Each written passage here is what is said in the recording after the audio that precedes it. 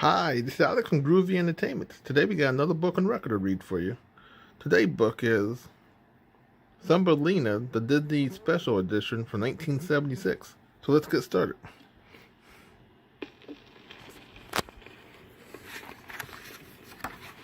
This is the story of Thumbelina. You can read along with me in your book. You will know it's time to turn the page when you hear Thumbelina's theme play, like this.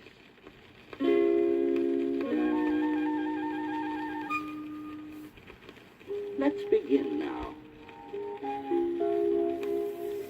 Once there was a tiny little girl who could fit into the palm of your hand. This dainty girl was scarcely bigger than your thumb, so she was named Thumbelina. Once there was a lady, so beautiful and kind. She was the smallest maiden fair that you could ever find. She was sweet and she was gentle, and she loved the simple way. At night she slept in a walnut shell. She sailed on a flower all day.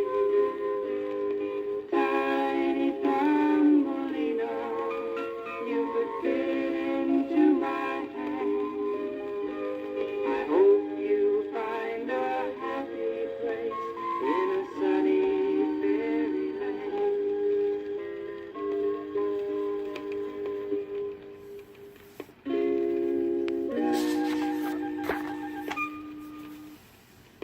In a small, quiet garden, she made her home.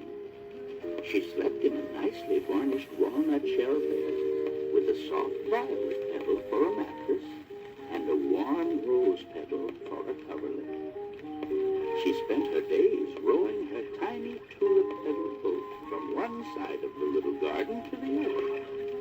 As she sailed beneath the lovely flowers which grew on the banks of her little lagoon, Thumbelina was thinking how pleasant her life was. But this was soon to change.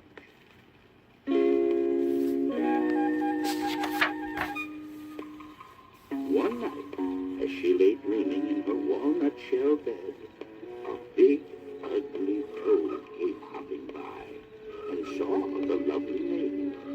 Well, look at this tiny creature lying asleep here. She would make a wonderful wife for my ugly son. So while Thumbelina still slept, the mother toad snatched up the walnut shell bed and hopped back to her home on a muddy riverbank. The toad put the sleeping girl on a water lily leaf way out in the middle of the river. Then she hopped off into the rushes to tell her son the good news.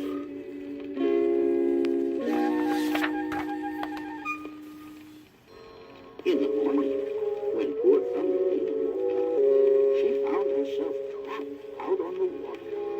Oh dear, what has happened to me? How did I get here?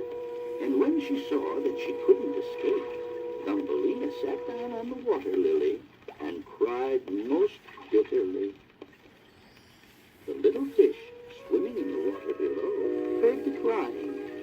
They knew what the ugly mother toad was planning, so they took pity on the sad, tiny girl. The fish chewed through the tough green stalk of the lily and let Thumbelina float down the river far from the ugly toads.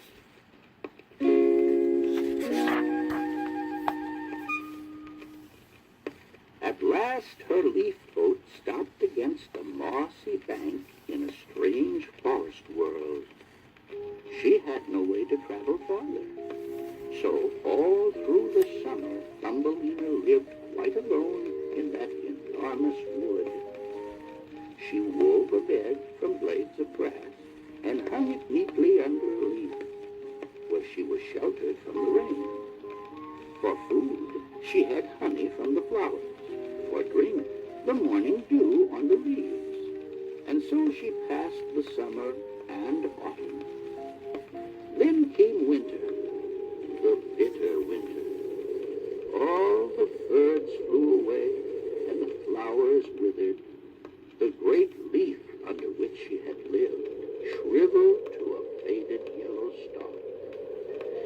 Thumbelina searched for a new shelter, it began to snow, and every snowflake that fell on her was as if a whole shovelful were thrown on one of us. So delicate and tiny was she.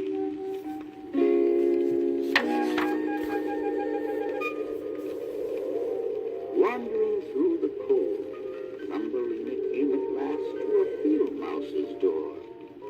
Down below the stubble of a large cornfield, the field mouse had a fine, snug house with a whole storeroom full of corn. The kindly mouse had just come outside to gather moss for the fire when she found Thumbelina shivering at her door. Oh, you poor little thing. Come into my warm room and have a bite with me. Oh, then you won't be so cold on your way home. Thank you, kind mouse, but I have no home. No home?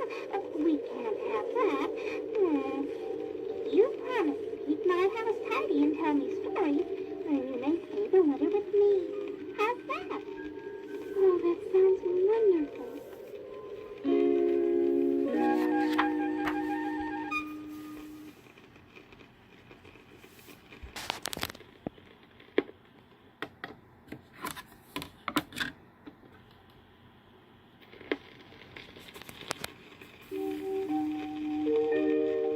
So Thumbelina made her home with the field mouse and spent a happy time that winter. It would have been perfect, except for those evenings when the tiresome Mr. Mole came to visit. He wanted Thumbelina for his bride. "Marry me and you will be well off, my little sweet potato," It's true, Thumbelina. said the field mouse. He dresses well, and his house is even snugger than mine. "Ah, yes, indeed, my sweet. You can live with me in my nice, dark, underground home, away from those ugly flowers and butterflies and sunshine." But Thumbelina loved the sunshine and everything there, so she paid no attention to the mole.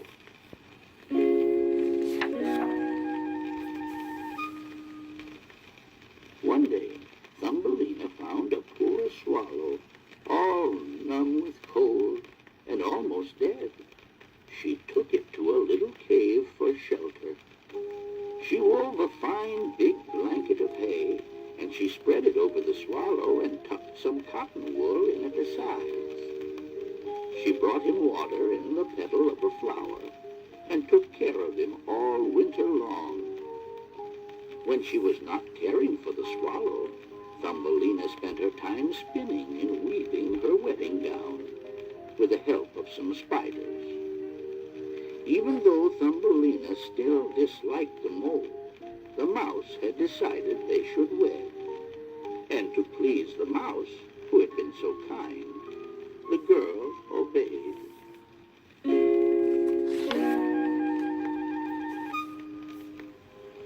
Although the field mouse kept saying how wonderful the marriage would be, poor Thumbelina grew sadder and sadder as the wedding day grew near.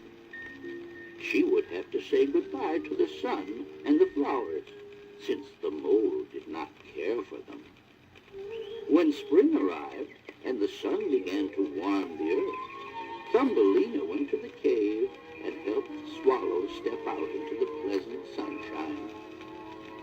The swallow was anxious to fly again, but he could not bear to leave Thumbelina, knowing that she would soon be living underground forever with the mole.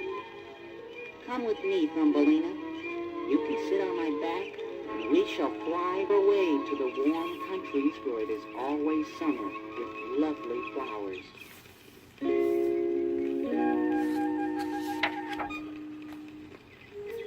Oh, that would be wonderful. Yes, of course I'll come with you. So she climbed on the bird's back, settled her feet on its wings, and tied her sash firmly to his feathers. Then the swallow flew high up into the air, over lakes and forests, high up over the mountains of everlasting snow. At last they reached the warm countries, where grapes grow on sunny walls and slopes, and lemons and oranges ripened in the groves. The swallow flew on, while the country became more and more beautiful, until at last they came to an ancient palace of shining marble, standing among green trees beside a blue lake. Here, the swallow flew down with Thumbelina.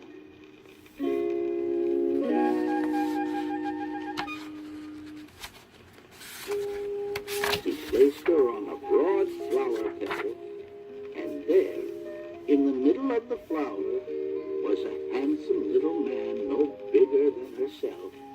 Welcome, fair maiden. I am king of the flower sprites.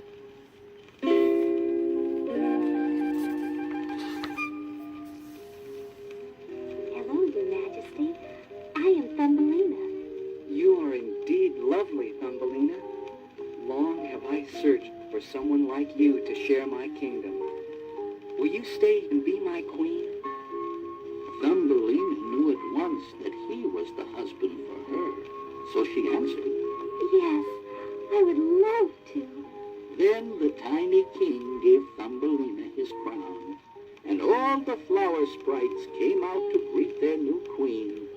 They presented her with a beautiful pair of butterfly wings, so that she could fly with them from flower to flower.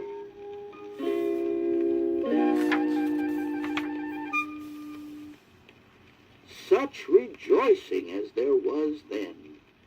At last Thumbelina knew she had found the place for her.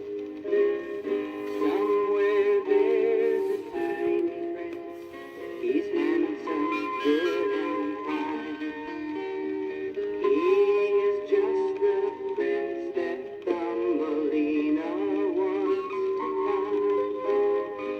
He's strong and he's gentle, and he loves the simple way.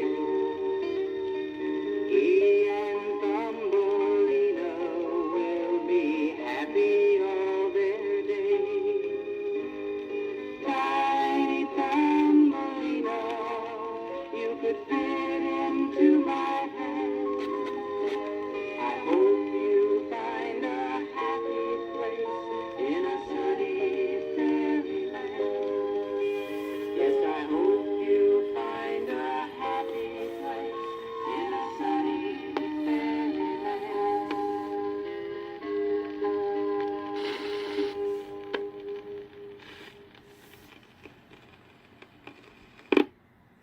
So that was Thumbelina, the Disney Special Edition from 1976. So if you like, subscribe, share, and comment, and have a groovy day. We have another video coming out real soon.